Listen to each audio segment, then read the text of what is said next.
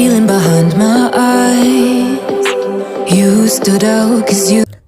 Episode की शुरुआत में किम को दिखाया जाता है जो अपने फ्रेंड्स को अपने घर में देखकर उन सभी से कहता है कि आखिर तुम सभी यहाँ पे क्या कर रहे हो। यहाँ फ्लैशबैक में सान को दिखाया जाता है जिसे किम का कॉल आता है, तो ये देख वो खुशी के मारे फ़ोन उठाते हुए कहता है कि किम तुम कैसे हो। तभी पायू की आवाज़ आती है जो सान से कहता है कि मैं पायू बोल रहा हूँ। तो ये सुन पाई कहता है कि किम कहाँ है। तो वो कहता है कि वो अभी सियांगराई विले में है और काफ़ी ज़्यादा सेफ़ है, तो तुम सभी चिंता मत करो। सान मैं चाहता हूँ कि तुम और बाकी सभी दोस्त यहाँ पे आ जाओ। तभी बेबू कहती है कि इसलिए हम यहाँ पे आ गए तुम्हें देखने के लिए।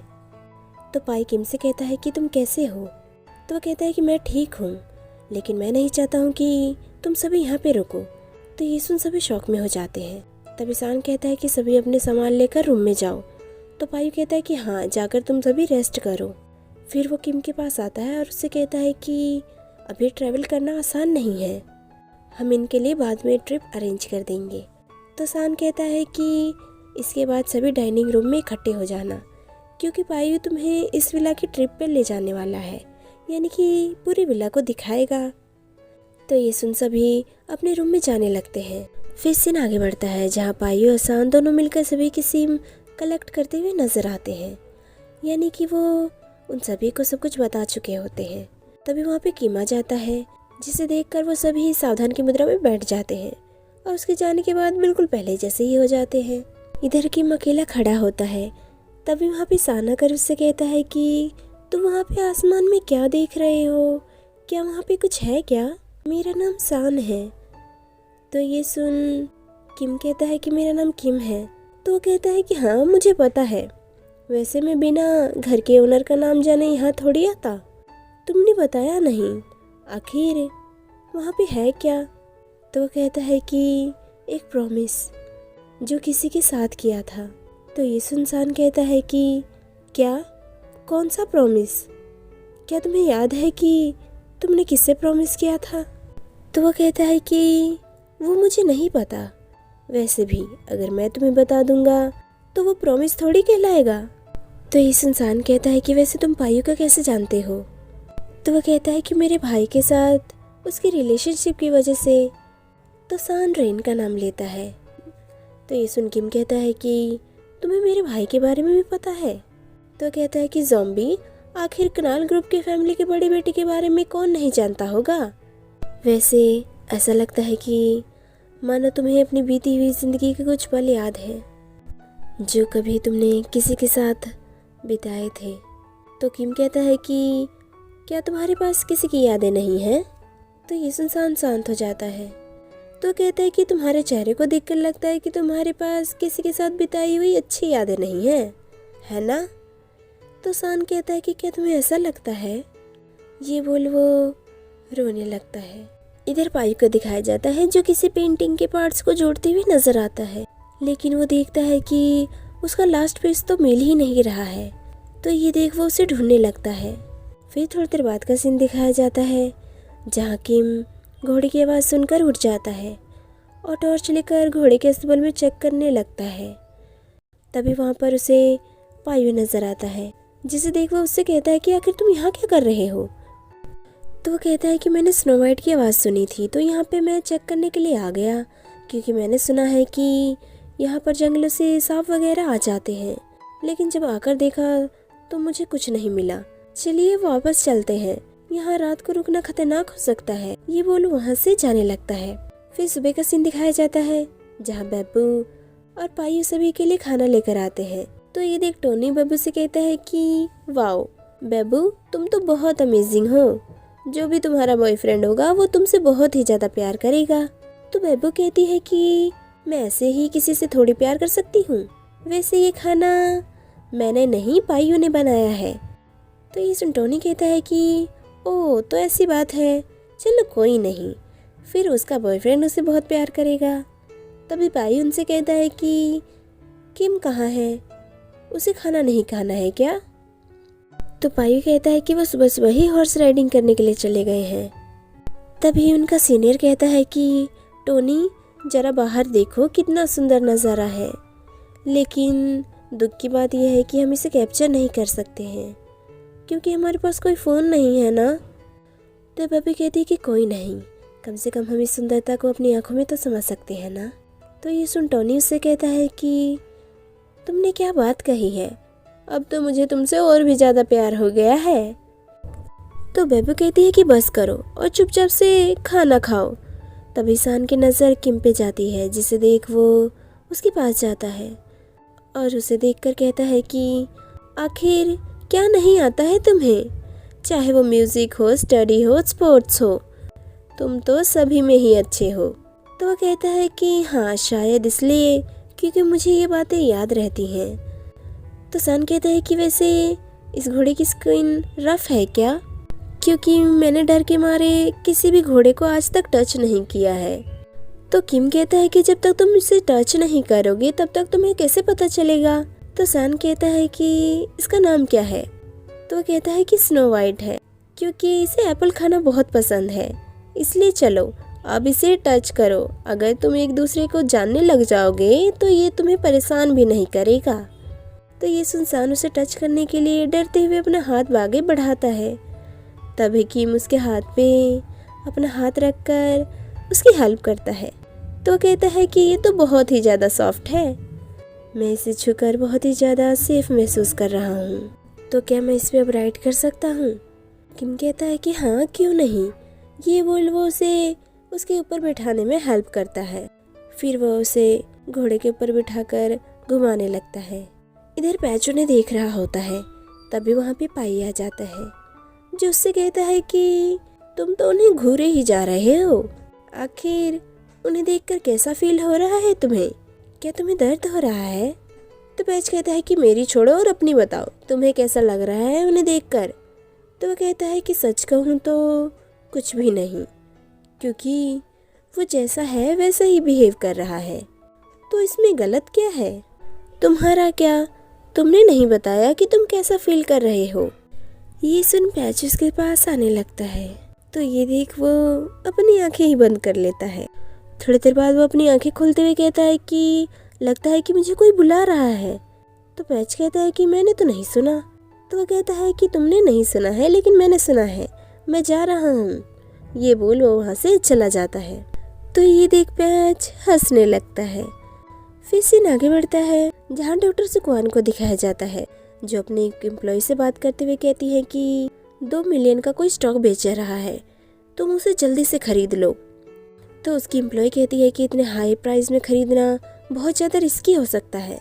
तो वो कहती है कि मैंने जो कहा है तुम बस वही करो। तो इसमें वो कहती है कि लेकिन आपका बजट बहुत ही कम है और बिल्कुल ख़त्म हो चुका है।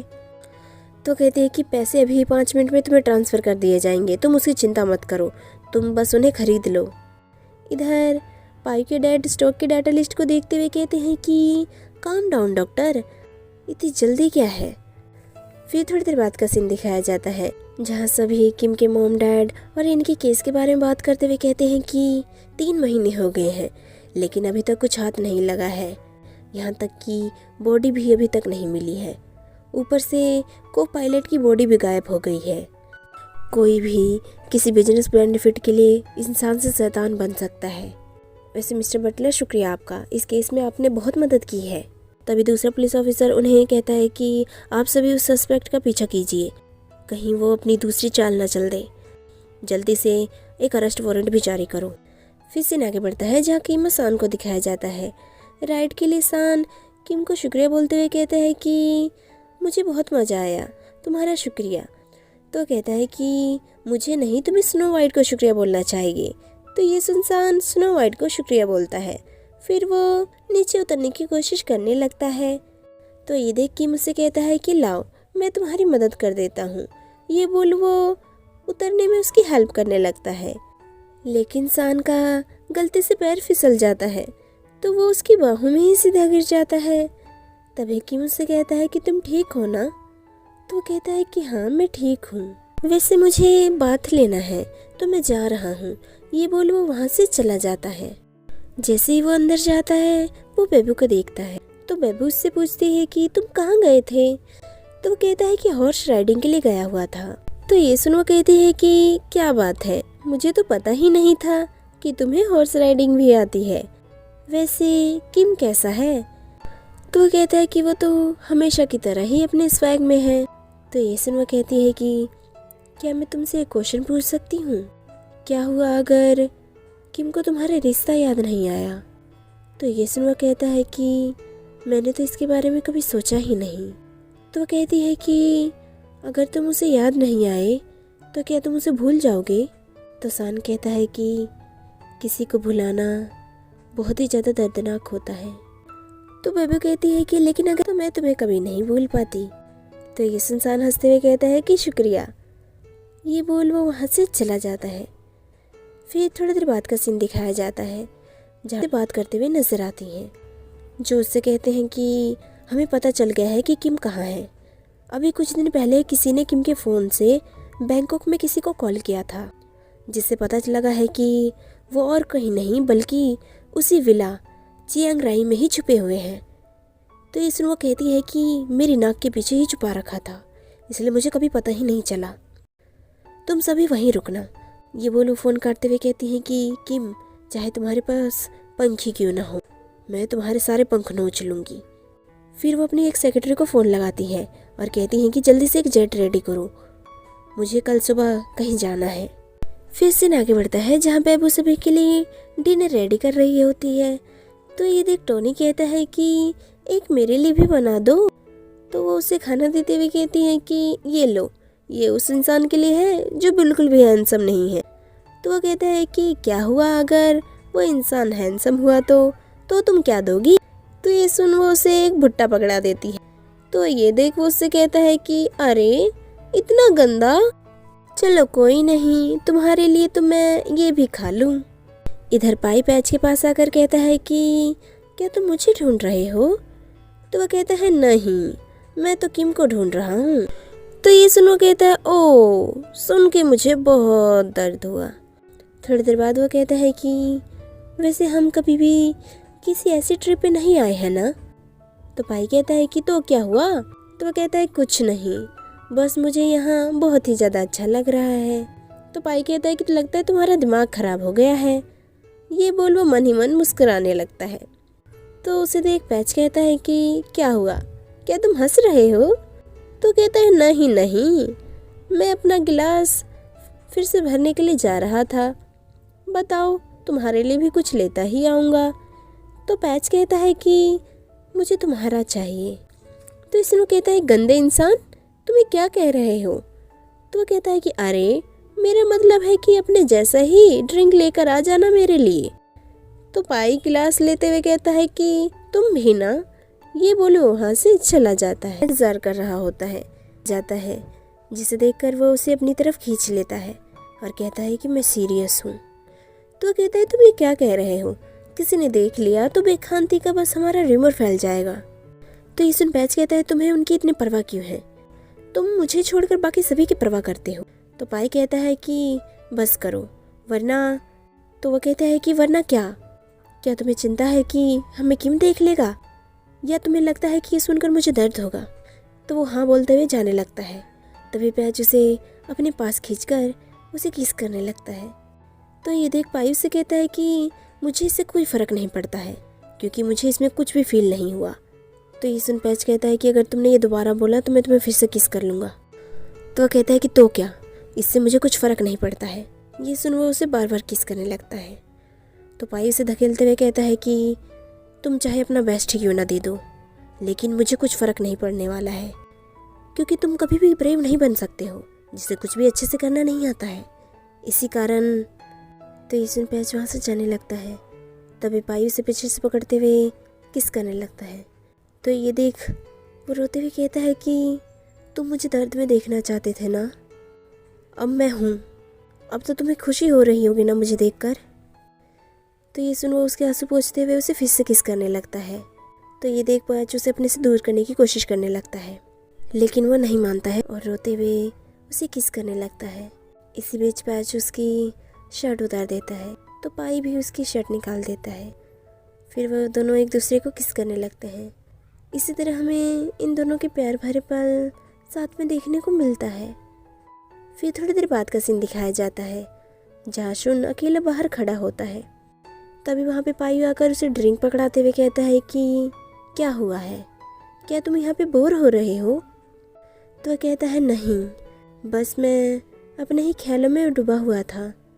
वैसे पायु, मुझे माफ़ कर देना, उस दिन मुझे पता था कि बीच पर तुम मुझे और रेन को देख रहे हो। तो वह कहता है नहीं, तुम्हें माफ़ी मांगने की ज़रूरत नहीं है, ये तो तुम्हारा राइट है, क्योंकि ये तुम्हारी ज़िंदगी है, तुम अपनी ज़िंदगी अपने हिसाब से जी सकते हो। तो ये सुन वह कहता है कि तुम बहुत ही अच्छे हो, इसलिए मैं सच में तुम्हारी बहुत ही ज़्यादा रिस्पेक्ट करता हूँ। अगर तुम मुझसे पूछो कि मैं अभी भी रेन को मिस करता हूँ या नहीं, तो सच कहूँ तो मैं उसे बहुत ही ज़्यादा मिस करता हूँ। स्पेशली आज मुझे बहुत ही ज़्यादा उसकी याद आ रही है। तो क्या तुम्हें लगता है कि मैं समय के साथ ठीक हो जाऊँगा? तो कहता है कि तुम चिंता मत करो, एक दिन तुम्हें भी कोई मिलेगा जो सिर्फ तुम्हारा होगा, जिसके बारे में जब भी तुम किसी को बताओगे तुम बहुत ही ज़्यादा प्राउड फील करोगे। तो उससे कहता है कि क्या तुम्हें प्राउड फील होता है जब तुम रेन के बारे में किसी को बताते हो? तो ये सुन पायु शांत हो जाता है। तभी किम अपना गिटार बजाने लगता है, जिसमें सान भी उसका साथ देता है। दोनों बहुत ही ज़्यादा मेलोडियस म्यूज़िक प्ले कर रहे होते हैं। इसी बीच किम को पहले के कुछ पल याद आते हैं। इधर सभी उन्हीं की परफॉर्मेंस को देखे जा रहे होते हैं, क्योंकि वो दोनों साथ में एक जोड़े की तरह ही म्यूज़िक को प्ले कर रहे होते हैं, जिसमें वो एक दूसरे को देखे ही जा रहे होते हैं। यहीं पे एपिसोड ख़त्म हो जाता है। Hope you guys like this video. तो चलिए नेक्स्ट एपिसोड में मिलते हैं, जो कि जल्द ही अपलोड किया जाएगा। और दोस्तों मैं कहना चाहती हूँ कि मेरे अभी एग्ज़ाम चल रहे हैं, इसलिए वीडियो अपलोड होने में थोड़ा टाइम लग जाता है। इसके लिए मुझे माफ़ कर दीजिएगा और आशा करती हूँ कि आप मुझे समझने की कोशिश करेंगे।